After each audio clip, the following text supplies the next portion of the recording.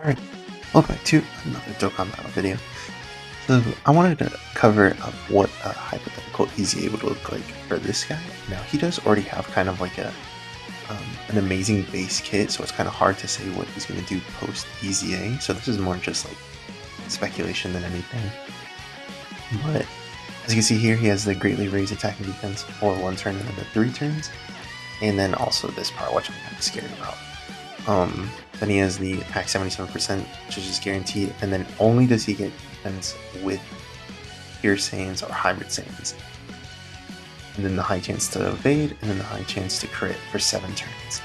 This is what I think he could be. I obviously want his leader skill to be boosted to 150. I really doubt they're going to do 140, but this would help out a lot in stuff like Battlefield and where there's a lot of pure and hybrid things you want to be using in there. So it'd just be another, second leader option or first leader option for that team.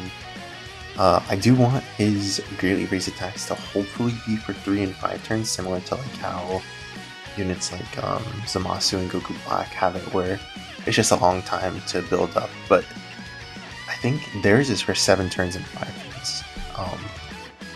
I just put 3 and 5 because, instead of doing it just for regular raise, it's greatly raised. So this is the only other thing I'm scared about, is that they could make this 3 turns and this 3 turns, and then they just make this just massively. Which, of course, I don't want that to happen, but it is something that could definitely happen. I did make his attack 177%. You might as well just add that 1 behind it, unless they want to do something where it's 159% instead. This is also another thing I was going to talk about a little bit too, is I do think his key's probably going to stay the same. I don't think that it's going to be boosted or have anything done to it, because they do probably want to stick to this guy needs 5 pure or hybrid Saiyans, kind of just like how the moment is supposed to be. As long as he's like amazing, I don't think that's going to be like too much of an issue. Like, oh, if you use this guy in his limited team, then he's going to be super busted. But I think they could do 2 things here. They could just give him like a flat 59% and then do it where it's the 11, just anything like that, I guess. Or they can give him like a flat 100% attack. I'm sorry, a flat 100% defense, and then like 13% attack up to 59, or defense up to 59% defense. Like, I think one of those things is probably what's gonna happen. And then I did bump his thing over here up to great chance. I think it's just gonna make him age a lot better. And looking at units like AGL Gogeta, where he got his medium chance to go to high and then his high chance to go to great, I really hope that they do something similar to that, where they just give him a great chance for, whether they want to make it 7 or 10 turns. I do think that would be pretty good, and then have it where he's not a liability afterwards, and then make it where he just has the high chance to evade and crit afterwards. You didn't see the one of those. I definitely did not type what is the website, of course. I do think, like, this guy, it's gonna, there's a whole bunch of different ways that this guy can go, because just his starting kit is enough where you can kind of tell what he's probably gonna do. Like, I think, I don't know, there's just like, there's a lot to work with, but then there's also a lot set in place, if that makes sense.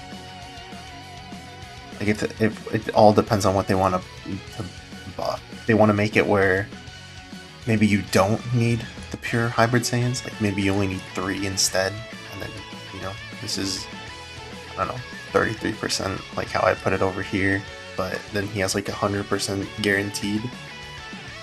They could do something like that. They could do something where it's just like, I don't know, the high chance is just permanent.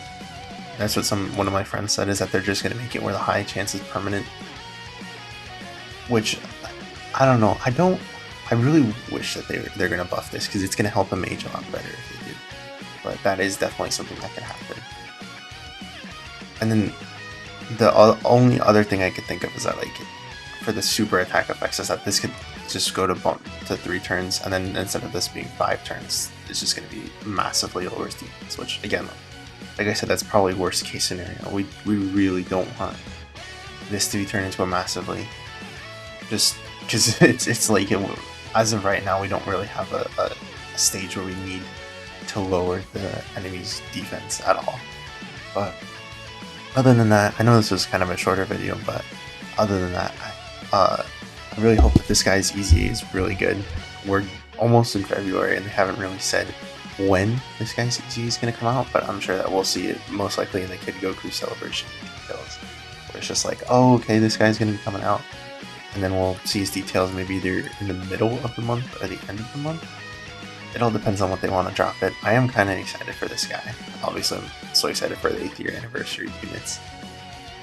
Whether I talk about that, I'll have to see, but hope you guys have a great rest of your week. I'll see you guys in the next one.